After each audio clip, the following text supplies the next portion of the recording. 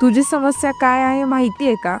तुझी समस्या ही आहे की प्रत्येक गोष्टीचा तू बारीक सारीक विचार करत राहतोस आणि उगाच संभ्रमात पडतोस. अरे भूतकाळ ज्याच्या नावातच भूत आहे ते घडलेल्या वाईट प्रसंगांसह इथे सोडलं पाहिजे.